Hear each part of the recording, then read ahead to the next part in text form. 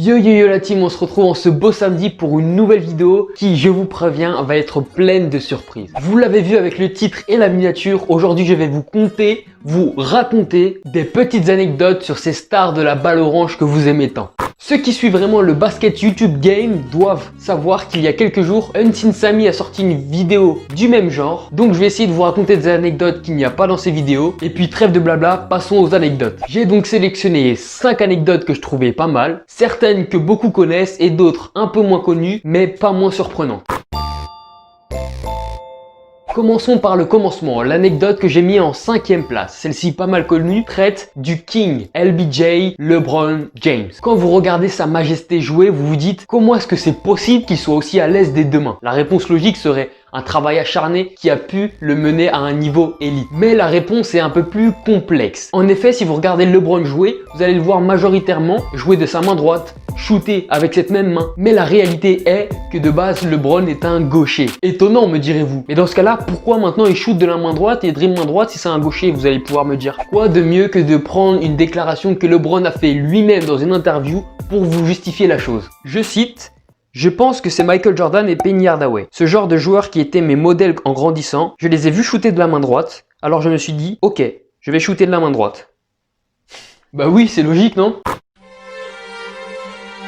En 4e position, on va pouvoir avoir une anecdote qu'on peut qualifier de surprenante et aussi de trop mimi. On va parler du gars de Chicago, revenu de ses cendres pendant la nuit des morts il y a 2 ans, le MVP le plus jeune de l'histoire de la ligue, Derrick Rose, aussi connu sous le surnom de D-Rose pour Derrick Rose. C'est très important de le souligner parce que ça va être le sujet principal de cette anecdote. Donc vous connaissez sûrement Derrick Rose par le surnom qu'on lui a donné en NBA, donc D-Rose, mais un de ses surnoms le suit depuis son enfance car il lui a été donné par sa grand-mère quand il était petit. C'est tout simplement Pooh, en référence à Winnie the Pooh, ou tout simplement Winnie l'ourson en français. Vous allez me dire, mais pourquoi elle l'appelle Pooh? Ça n'a rien à voir. D'après sa grand-mère, sa peau tournait vers le jaune. Du coup, elle l'appelait Winnie, parce que Winnie, évidemment, est jaune. Et comme vous savez, ce petit ourson adore le miel, et le miel c'est sucré, et apparemment quand il était petit, il avait une certaine attirance prononcée pour le sucre, donc ce qui lui a donné le surnom Pooh.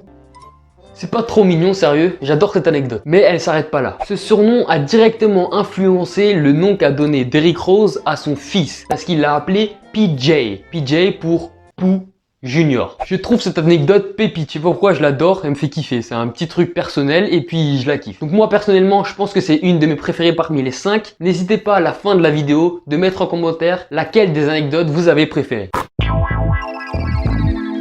Cette 3e anecdote va être courte et va en surprendre plus d'un. Ça, j'en suis sûr et certain. Donc, vous connaissez certainement le Diesel, le Shaq, par son physique impressionnant, son humour décalé, plus fou qu'une mamie qui fait du skate sur les mains. Ouais, j'avais pas d'idée pour cette blague. D'ailleurs, toi, derrière ton écran là, à la place de juger mes blagues, tu ferais mieux de t'abonner. Sinon, bah, je serais triste. Bon, revenons-en à nos moutons, ou plutôt à notre bœuf, vu la taille de la bête. T'as compris? Donc, au premier abord, Shaq, de par son physique, a l'air juste d'un gros rigolo. Mais sachez que ce grand monsieur possède et a en poche un doctorat. Bah ouais, je t'avais dit que j'allais te surprendre. Pour l'avant-dernière anecdote, je fais appel aux connaisseurs, aux vrais passionnés de basket qui ont saigné tous les films de basket qui puissent exister. Si je vous dis Denzel Washington, est-ce que t'as capté de quel film je vais parler? Et si je rajoute en plus Jesus Shuttleworth, là t'es obligé d'avoir compris. Si tu connais le film, tu l'as. He Got Game, avec bien évidemment dans le rôle principal de Jésus, Ray Allen. Mais justement, de base, c'était pas le champion du hit qui aurait dû jouer ce rôle, mais plutôt un plus petit gabarit. La réponse, ou plutôt the answer, celui qui a apporté le drip, le flow, la street, le hip-hop dans la ligue NBA, je parle bien de Allen Iverson. Le jeune homme Allen Iverson, à cette époque, a dû refuser l'offre pour laquelle il avait auditionné de base, par manque de temps. Mais il a avoué par la suite dans une interview qu'il ne regrettait rien du tout et que Ray Allen avait largement fait le taf. Si vous avez jamais regardé ce film, allez-y les gars, c'est une dinguerie. D'ailleurs, ça me donne une idée de vidéo les gars. Les films de basket à voir absolument. Ça sonne bien, hein? Dites-moi en commentaire si vous voulez cette vidéo.